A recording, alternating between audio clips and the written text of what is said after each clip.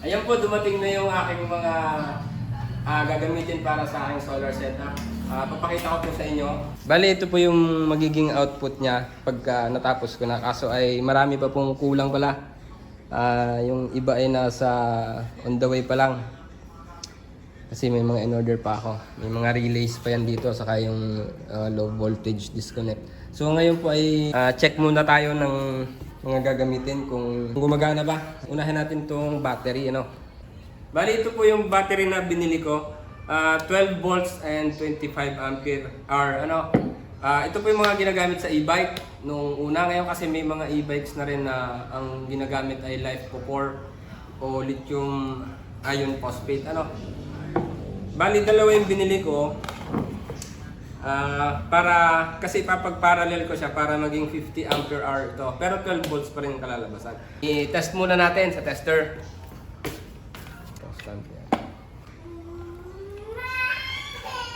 So ayan po, 12.96 volts. Itong isa, so 12.95 kasi ginamit ko siya pang test kanina dun sa iba. Ito po yung series. Gagawin natin yung series. Yung series, pag dudugsungin mo yung positive and negative niya. Yan. Ang mangyayari dyan, dodoblehin mo yung voltahe, magiging 24 volts na siya. Dapat maging 24 volts yan. Lagyan mo dito, saka dito. Sorry. Yan, lalagyan mo sa 200 kasi 24 volts na yung susukatin natin. So ayan, 25.9 volts pa siya. Kumbaga, nasa 98% ito siguro. I-check natin mamaya. So, ganyan po yung series. Dodoblehin nyo yung voltahe. Kaso nga lang, magiging, ang ampere hour niya pa rin ay magiging 25 pa rin. Ano? So, ang gagawin kong setup naman ay dodoblehin ko yung amperahe nito para mas matibay yung, mas matagal yung buhay ng battery natin. Ipa-parallel naman natin. So, pag parallel naman, pagsasamahin mo lang yung negative and negative, yung positive and positive. So, ganito lang po yan. Sobrang bigat po nitong battery na to. Yan. Ugaliin nyo pong maglagay ng ganito, electrical tape sa mga positive natin. Kasi gagaya nitong sa solar panel, meron din siya. Kasi pag naglapat ito, maaaring nakasunog tayo. So ganito po, ano, pagsasamahin natin yung dalawang positive, parehas negative. Yan. Yan po ang mangyayari dyan. Madodoble yung ating ampere hour, magiging 50 ampere hour. Pero yung voltahe niya, 12 volts pa rin. So, ayan po, ano, 12.9 volts. So, ito na po yung magiging setup. So, ayan na po, ano, meron na tayong nakaparallel na battery. Ngayon, test natin to kung... Kasi itong ganito na battery ay lead acid ito. Yan, 12.9 volts. So, ito po ikakabit ko dun sa setup ko. Makikita dito kung ilang percent na yung battery natin. 12.9 volts, 89%. Ang sunod po nating itetest ay itong PWM natin. Ito po yung solar charge controller na 30 amperes na ito. Yung kulay blue po nito, ito meron ako ditong kulay blue. Ito naman, 60 amperes to kaya mas malaki. Kaso nga lang, itong kulay blue, pang lead acid batteries lang ito. Ano? Pero itong puti, yan, ginawa ko po yung chart na yan, ano. Yung blue na pinakita ko kanina, puro lead acid lang yung ang compatibility niya, ano. Pero itong white, B1 yung lead acid, yung all types na ng lead acid. Yung AGM, gel type, flooded. Yung flooded po, yun yung ginagamit sa motor. Yun yung may may mga pwede mong salinan ng tubig. Ang advantage po nito ay silyado nga siya. Kaya hindi siya mag-i-spill, hindi siya mabubugo, hindi tatagas. So kahit anong tayo nito, yung patayo lang talaga yun. Kasi tumatagas yun, yung flooded. Yun yung ginagamit sa mga motor. So, balik tayo dito. Itong white, ang kagandahan nitong white na to, yung B2 niya ay pwede sa lithium ion batteries, Tapos yung B3, mamaya ipapakita ko yung options na yun, B3. Pwede siya sa lithium phosphate life po 4. Yan. Yung po pinakaiba, no, ito ay pang lead acid batteries lang. Ito ay pwede sa lithium ion at sa lithium iron phosphate o life po 4. Yan. Check po natin to kung gumagana. Hindi ko pa ito na-check. Bali, ito po ang mabubuo dito ay 600 watts. Kasi ito ay 12 times 50. Magiging 50 amperes na to eh. So 12 times 50 is 600 watts. Pero may tinatawag tayong DOD o depth of discharge. Hindi mo pwedeng sagarin yung battery mo. 50% dapat sa lead acid yung DOD mo. Kasi para hindi masira o para tumagal yung buhay ng lead acid battery mo. Pero kung ang gamit mo ay lithium na battery, pwede siyang ang DOD ay hanggang 80%. Kumbaga may 20% na matitira, hindi pa rin siya masisira. Hindi kagaya nito, talagang madali ang buhay ng ganito. May nakalagay naman po dito kung saan mo ikakabit. Ito yung battery nasa gitna. Positive, negative. Medyo malaki po yung wire natin. Ito po ang ginamit ko ay 8 AWG. 8 na AWG. Ang meaning po ng AWG ay American Wire Gauge. So, maggagawa po ako ng separate na video para sa discussion ng ganito. Kasi kagaya nitong solar panel ko, ito po ay may computation din kung anong gagamitin mong wire, kung gaano kakapal. Depende po yun dun sa voltahe, sa amperahe, at saka dun sa voltage drop at sa haba ng gagamitin yung wire. Sa sunod pong video, ipapaliwanag ko kung paano mag-calculate ng ganito, kung alin ang gagamitin yung wiring. Pang test pa lang naman, hindi po muna natin i-fix. Dadaan pa dapat ito sa sa ganito po, sa breaker. Dadaan pa dapat ng breaker. So, testing pa lang naman. PWM lang muna po yung gagamitin natin. Kasi yung MPPT, napakamahal nun. Saka na yun sa malalaking setups natin, saka ako bibili. Pwede po kayong bumuo ng sarili nyo, mas makakamura po kayo. Mas makakamura po kayo kapag kayo ang gumawa. Pero kailangan dito ng pag-iingat gaya ng mga calculations nito. Gaya sa wirings, huwag kayong magtitipid dito. Sobrang mahal po nito, yung isang metro nito, 200 ito. Yung binili ko na to, napakamahal po, pati ito. So talagang huwag po kayong magtitipid dito kasi ang capacity po nito ay nasa 40 amps po ito. Ito naman po ay 10 amps lang. So kailangan mas mataas yung wirings ampacity nito kaysa dito sa breaker mong gagamitin. Kasi kapag po mas mataas ito, dito, ang ampacity, may posibilidad po na masunog ito. Kasi mas mataas ito. Dapat mas mataas lagi ang wirings mo. Kasi ang unang bibigay dapat ay itong breaker. Kumbaga magtitrip kagad siya bago pa ito masunog. So ayan po 12.8 volts. Gumana na po. Ayan yung nakalagay. Kakabit ko muna din yung panel. Kaso medyo makulimlim. Pero okay lang. Tingnan natin. Binabili kong qual full yung niya, tatak. So discuss na din natin. 100 watts ito. Itong short circuit current at open circuit voltage ISC and VOC. Itong VOC po, ito yung pinakamataas na voltaheng makukuha mo habang wala pang load. Kumbaga ititester mo lang muna siya, dapat yan yung makuha mo. Pero dapat yan yung nasa peak yung araw, yung pinakamatinding tirik na tirik yung araw. Tapos ito din yung makukuha mo, itong ISC 6 amperes habang wala pang load. Saan ito pang maximum power current o IMP at saka yung BMP, yung maximum power voltage 17.5 at 5.7. Ito naman po yung makukuha yung pinakamataas habang may load. Kumbaga nakakabit siya sa solar charge controller. So ilalabas muna po namin ito.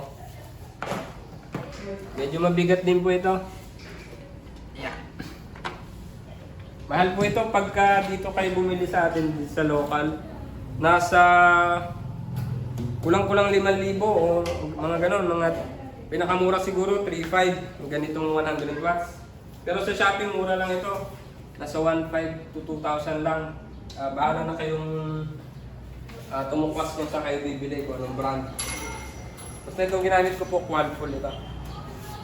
So ayan po, may May electrical tape yung positive niya para hindi tayo magka-problema. So hindi rin naman tirik yung araw. Sukatin na lang natin kung meron siyang nasasagap. Kung may nakukuha siya sa araw. Ano. Voltage ay DC. DC po ang galing sa araw ha. DC voltage. So, ayan po. So ayan o, may 18.5 volts tayo nakukuha. So ganito din pala. Pag bumili kasi kayo ng panel, hindi kayo sigurado kung alin din yung positive at yung negative. So, ganito lang gagawin nyo. Halimbawa, hindi natin alam ano, yung kulay kasi parehong itim yun nasa likod. Dinugsungan ko lang ng pula at ano para malaman ko kung alin yung positive. Pwedeng magkabaligtad yan. Yan. Pag tinest mo siya at may lumabas na negative, ibig sabihin baligtad yung polarity mo. So, balik natin. Yan. Tama natin yung polarity. So ayan o, 18.55 volts. Walang negative. Ibig sabihin, tama yung ating wirings. Pula ay positive. Ano, doon. Ngayon, ikabit na natin dito sa ating solar charge controller. Ano. Ayan. Nakabito po siya. Ano, ito yung tingnan natin sa chart natin. Nakabito yung default niya. Sa ating chart, yung PWM natin ay blue. Yung ginamit natin dito ay white. So sa white, sa blue kasi lahat ng klase ng lead acid lang ano, dito pwede ang lithium. So ngayon, ang gamit natin ay lead acid ano. Dapat 'yan ay naka B1. So ilipat natin sa B1.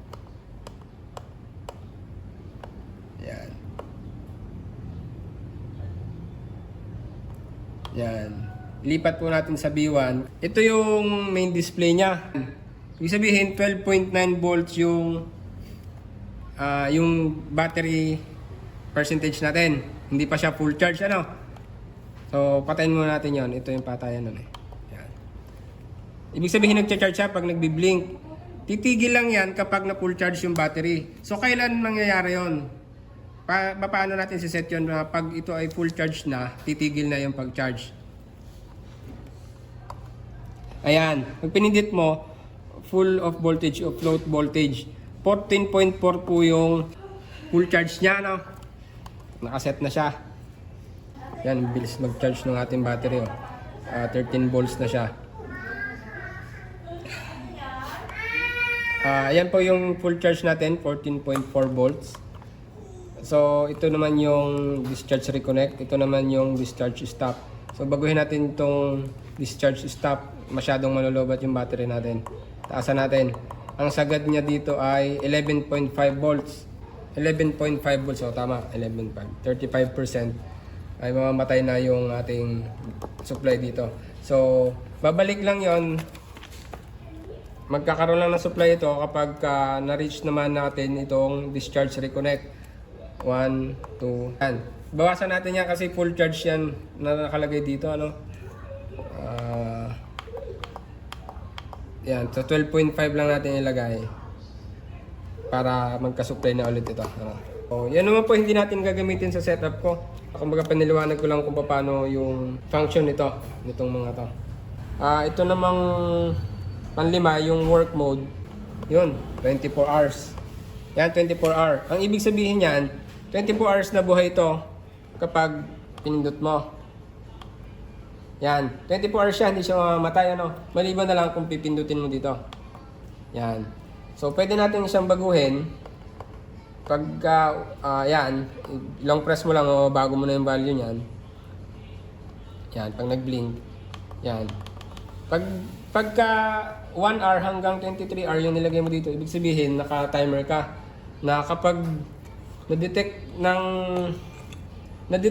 ng solar charge controller na may araw, patay talaga siya. Ano? Mabubuhay lang siya kapag nawala yung araw. So hindi pa gabi, palalabasin na lang natin na wala ng araw. Sa pamamagitan nito, tatanggalin natin yung solar panel. Yan. Kunwari gabi na. So nawala na yung solar panel, ibig sabihin gabi na. Dapat mabubuhay to. Ito ay may delay lang to, 20 seconds. Dapat mabubuhay yan.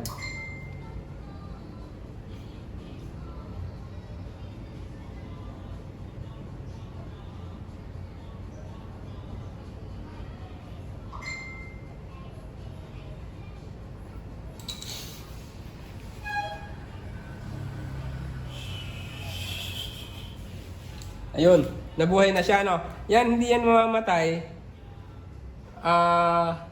Kahit magkaroon ng araw, halimbawa ito, may araw na siya, no?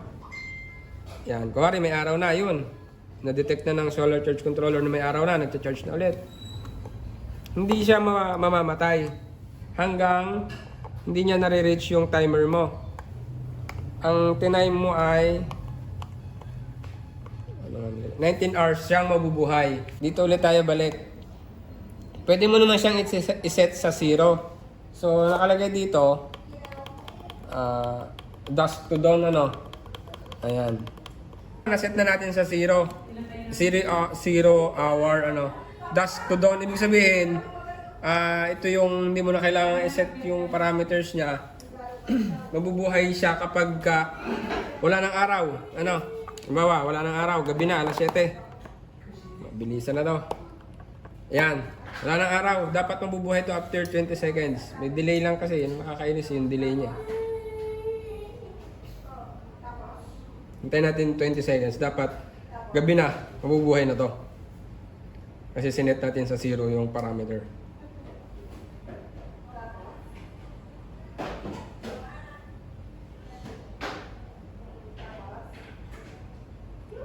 Tagal. Nauna pa ito. Ayun, ano. Nabuhay siya. So, ibig sabihin, gabi na. Ngayon, kunwari umaga na, may na-detect na ulit yung ating solar panel na araw. Ayun, oh. Ayan. Dapat mamamatay na yan. Maganda ito sa gate ng bahay, ano. Hindi mo na kailangang buksan yung gamitin yung switch. Yan. May araw na, dapat mamamatay na to.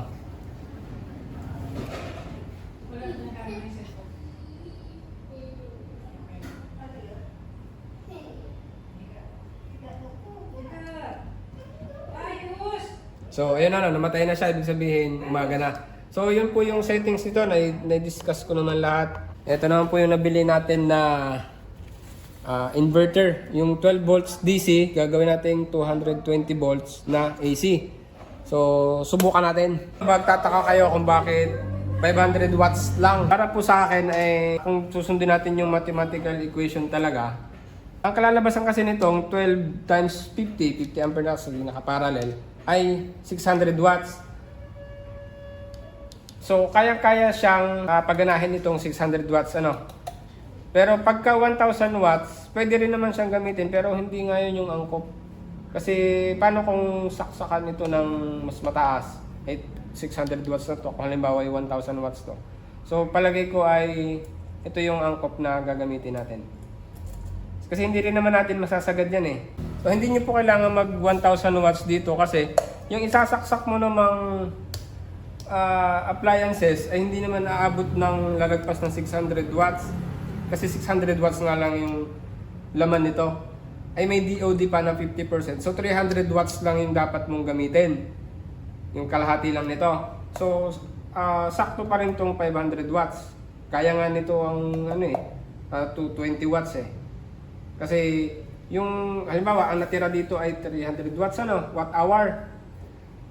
So yung sa 300 watt hour na yon, kung isasagad mo na isasaksak mo dito ay 300 watts ang appliance. Paliliwanag natin sa computation. So ang ating battery ay 50 ampere na to, magiging 50 ampere na. 12 volts times 50 ampere na ito. 50 ampere hour yan. So ito ay 600 watt hour. Yan. May DOD po tayo, minus 50%. 50 na 50% na DOD. Depth of discharge. Ganda ng sulat ko. Depth of discharge. Yan. So magiging 300 watt hour lang yung pwede natin gamitin kasi tananggal nga natin yung 50% para hindi ito masagad yung battery natin. Ganito, 300 watt hour lang yung laman nito na pwede natin gamitin. Kung gagamit tayo ng 300 watts na halimbawa ay appliance, Yan. May 300 watts na appliances. 300 watts kasi yung watt hour kasi yung capacity nito. Cancel natin yan, ano? 300 pati yung watts. Matitira na lang ay hour. 300 divide 300 ay 1 hour ang matitira. So ibig sabihin, 1 hour lang po magagamit yung sinaksak mong appliances. So hindi naman natin dapat sagarin yung ganon. Bagay pa rin dito yung 220 volts, 220 watts na inverter. Kaya lang po itong binili ko para kapag nag-upgrade tayo ng battery at ng solar panel ay angkop pa rin ito. So ganun po pag magse-set up kayo, gaya nito, ang laki nitong wire kong ginamit. Kasi kapag nag-upgrade tayo, hindi na natin to kailangan palitan. Dagdag lang tayo ng dagdag. Example naman natin ay yung bulb. Halimbawa ito. Ayan po, 3 watts lang ito. 3 watts. So, 300 watt hour divide 3 watts. 300 divide 3. Ano yun tayo? 100. So, magiging 100. Cancel yung watt. Hour na lang matitira. Ibig sabihin po ito, 100 hours po ito na magagamit. Kung may 100 kang ganito, yun ay 300 watts. Kasi 3 watts times 100 ay 300 watts. So, magiging 1, cancel ito. Yung 300 perasong ganito, 1 oras ang itatagal. Ano? So, gawin naman natin na makatotohanan. Halimbawa, ang electric fan natin ay 70 watts, ano? Tapos ito ay electric fan, e-fan. Ang ating ilaw ay 10 ganito. So 30 watts na bulb na ilaw, 10 na 3 watts ang isa, ano? Yan. Pagpalasin natin yan, 100 watts ang ating magagamit. Ay 300 watts yung system natin. 300 watt hour. Divide 100 watts. 300 divide 100 is 3. Cancel yung yung watts. Hour na lang matitira. Ibig sabihin po, itong 70 watts na electric fan at 10 3 watts na ilaw ay magagamit mo siya sa loob ng 3 hour kapag nawala yung kuryente. Ngayon, nasa sa inyo po kung gusto nyo sagarin tong battery. Isiset nyo lang naman yung sa DOD nyo, ano? May setting naman sa ating controller. Kung halimbawa ay nagtagbagyo, inabot mo na yung 50% nito, no choice ka, kailangan mo pa rin gamitin. Nasa sa inyo po yun. Kaso nga lang, ang lead acid kasi ay bumababa ang lifespan niya kapag nadi-discharge siya ng matagal, ng sagad. Hindi kagaya ng na 80% yung mga lithium. So, gamitin na po natin ito. Try natin. Gamitin natin tong electric fan natin. Ilang watts ito? 60 watts po itong electric fan. Ano? Try natin dito sa nabili nating inverter kung gagana siya. Ayan po, buhay na. Ayan po, buhay na yung ating power. So, naka-green, ibig sabihin, gumagana siya. Pag yung pula, ay ibig sabihin, fault. May problema, ano. Naka-on na. Try natin kung gagana daw. So, ganito muna. I-testing lang muna natin ng ganyan. Kasi yung setup natin, ang dami pang kulang. Mayroon pang LVD, yung low voltage disconnect, na nakakollect yun dun sa relay.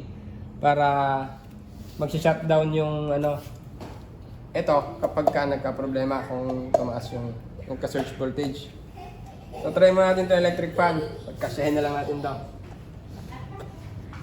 Yan. So dapat po gagana ito. Ito po hindi ko sigurado kung pure sine wave to. Kasi pagka pure sine wave to, napakaganda nito sa mga ganitong mga may motor, ang appliances. Hindi siya masyadong maugong. Saka ang sa pure pure sine wave naman na ganito, ang magiging problema nyo ay masyado siyang malakas kumain ng baterya. So yan, dapat gagana yan. Yan po. Medyo may ugong po siya. Ibig sabihin, hindi to pure sine wave. Pero pwede na. Medyo may ugong pong konti-konti lang naman. So sa 60 watts yan, 300 watt hour divide 60 watts. 5 oras po itong mabubuhay. 5 oras po niya kakayanin itong electric fan natin pagka nag-brown out. Medyo maingay nga lang po kasi hindi siya pure sine wave yung gamit natin. Yun nga po, kung magpapalit tayo ng pure sine wave, magpalit na rin tayo nito ng battery o magdagdag kasi malakas pong kumain yung pure sine wave, pero napakaganda po sa mga may motor na appliances gaya ng washing machine at ganito. Lalong maingay ito pag washing machine ang gamit.